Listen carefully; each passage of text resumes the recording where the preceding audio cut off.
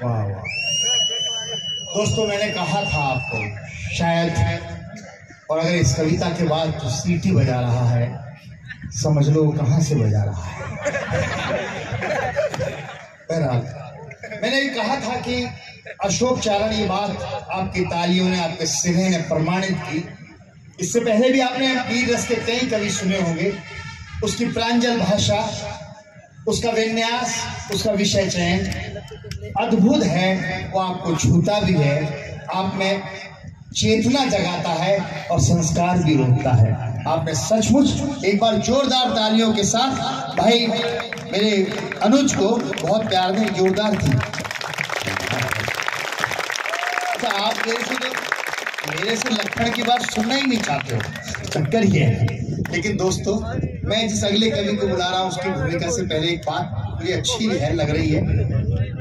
तुम कभी अपनी कविता में ये बात कह सकते हो अशोक, भगत सिंह को हमारे देश में एक बात मुझे लगता है कहनी चाहिए, भले ही वो रोचक ना हो लेकिन सूचना बहुत महत्वपूर्ण बात है।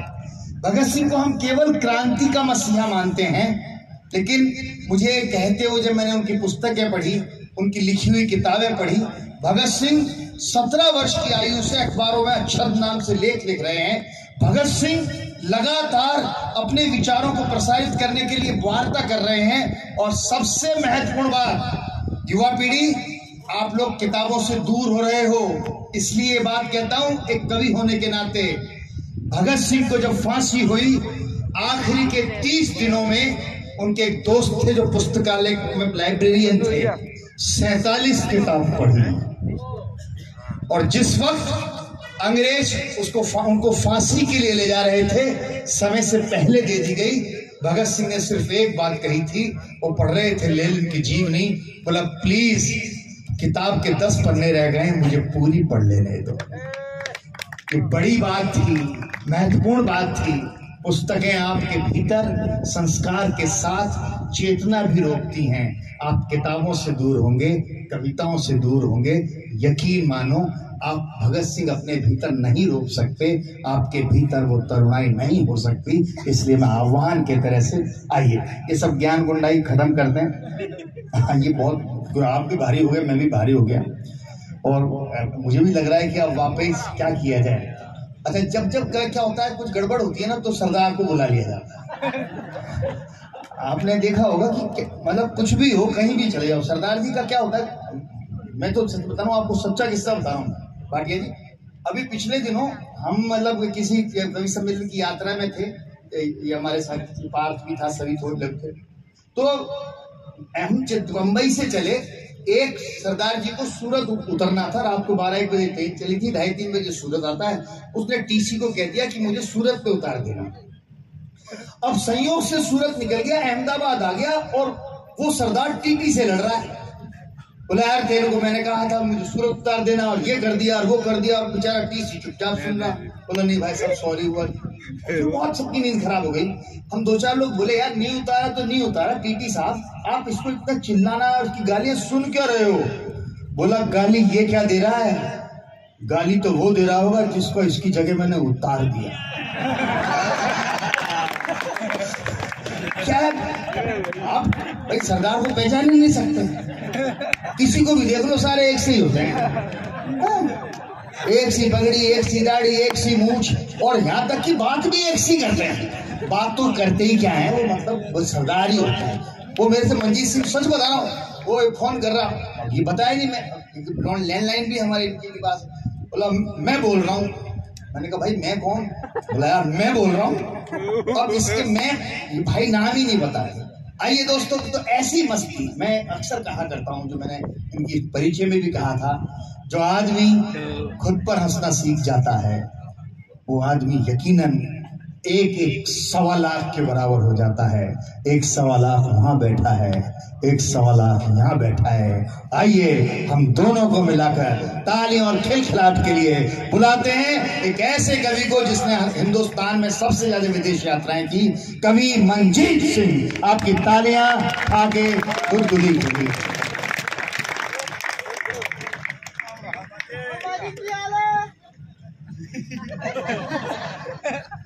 मैं भाई सीधा अहमदाबाद से यहीं आ रहा हूँ।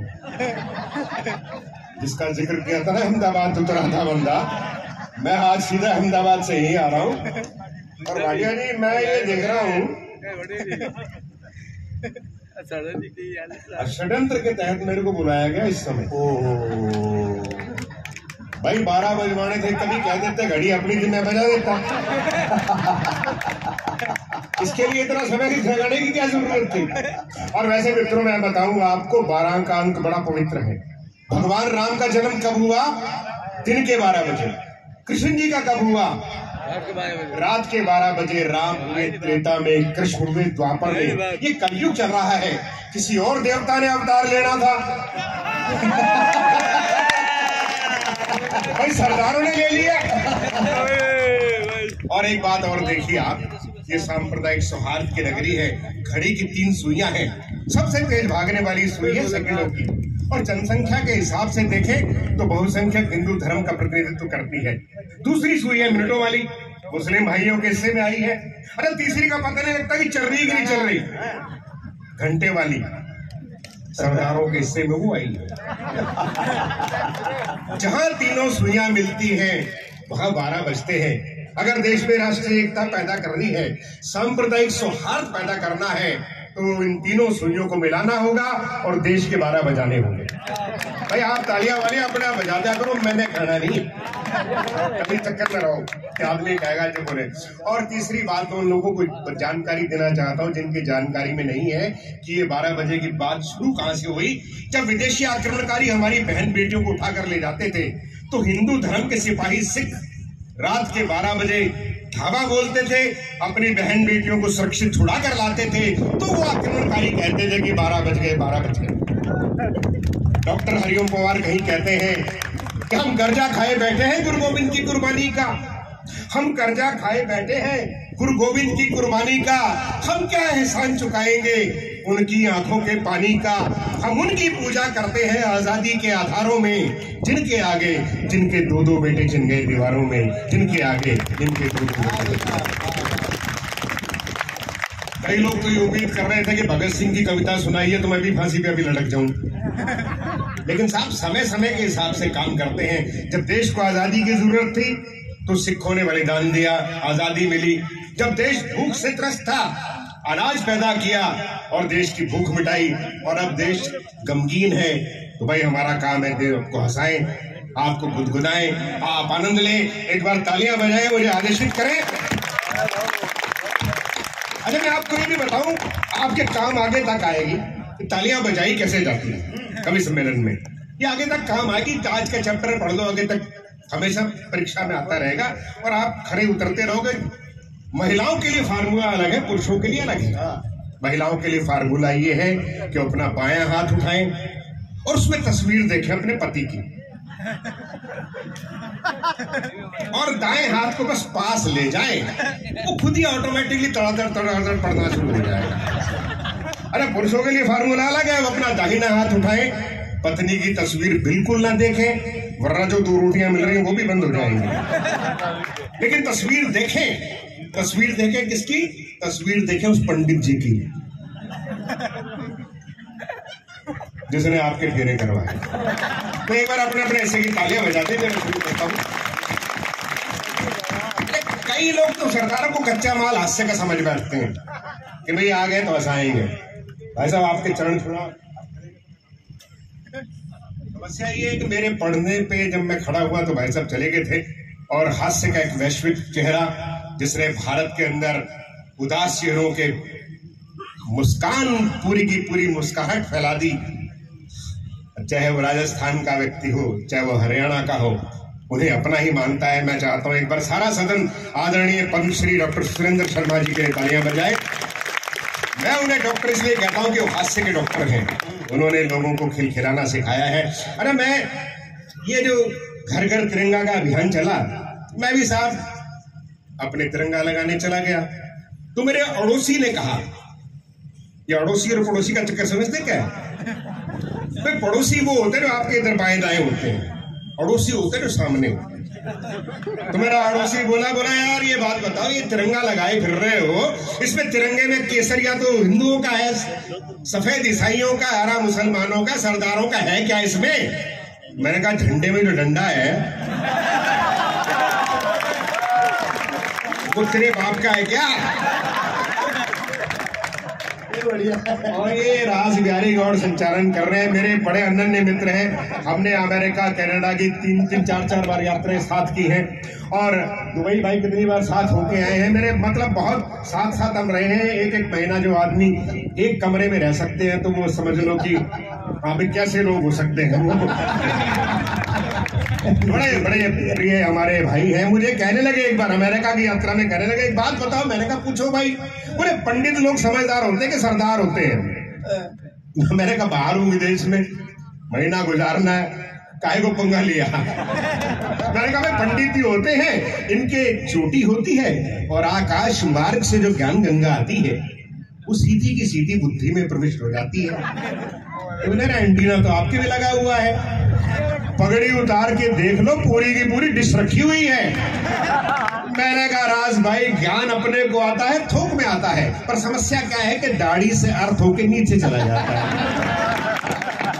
ये हास्य की बात थी मित्रों, लेकिन ईमानदारी की बात यह है कि जब किसी सरदार जी की बुद्धि अर्थ होकर खेतों में पहुंचती है तो वह फसलें नहीं सोना लहला उठता है। जब वो बुद्धि अर्थ होकर फैक्ट्री में पहुंचती है तो उत्पादन दुगना तिगना हो जाता है। और समस्त सदन का प्रेम और आशीर्वाद चाहूंगा, जब वो बुद्धि अर्थ होकर सीमाओं पर पहुंचती है तो देश की रक्षा के लिए बंदूकें उठ खड़ी होती हैं। और दोस्तों मैं सीधे सीधे आप रचनाक्रम से जुड़ेगा।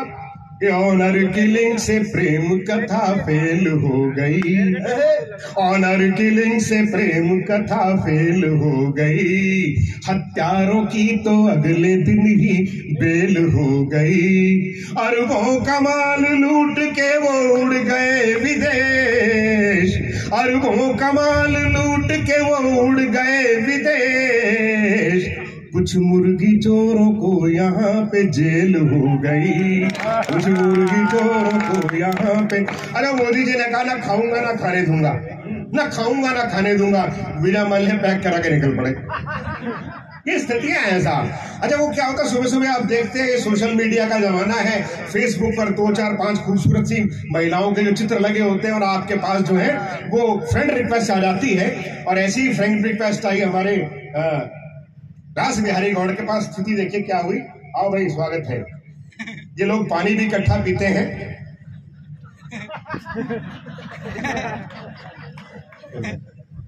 ना वो क्या भाई ऐसा, मैं कुछ सारा कुछ कहना थोड़ी आता है, बहुत समझदार लोग हैं भाई। इतने शानदार श्रोता, इतने जानदार श्रोता है कहाँ? वो बोतल वाले सज्जन कहाँ चले गए? देखिए बोतल का तरीका होता है, उससे पता लग जाता है कैसी है। बोतल ऐसे पकड़ के चले तो पता लगता है कि आदमी वहां जा रहा है, ऐसे हो तो फिर और अलग है, यूं करके हो तो फिर ऐसा ही जैसे हालिद का था। अरे वैसे बोतल का जीवन भर साथ रहता है। बच्चा पैदा होता है, थोड़े समय के बाद माँ जो है वो दूध की बोतल मुंह में लगा देती है। फिर बड़ा होता है, स्कूल जाना शुरू करता है, पानी की बोतल लटका दी जाती है उसके बस्ते के साथ। फिर वो थोड़ा बड़ा होता है तो ये पेप्सी कोक की बोतलें सीख लेता है। थोड़ा विद्वान हो जाता है तो उसे बियर की बोतल का पता लग जाता है। प्रकांड पंडित होता है तो उसे शराब की बोतल का पता लग जाता है। ज्यादा पी लेता है तो फिर ग्लूकोज की बोतल चढ़ानी है। ये प्रक्रिया है, बोतल जीवन भर साथ चलती है। हाँ, और जब ग्लूकोज की बोतल फिर नहीं आती काम तो फिर खून की बोतल चढ़ानी पड़ती है। और मित्रों जब खून की बोतल फेल हो जाती है तो फिर गंगा जल की बोतल तो काम आती है। एक बार तालियां वालियां बजा दीजिए।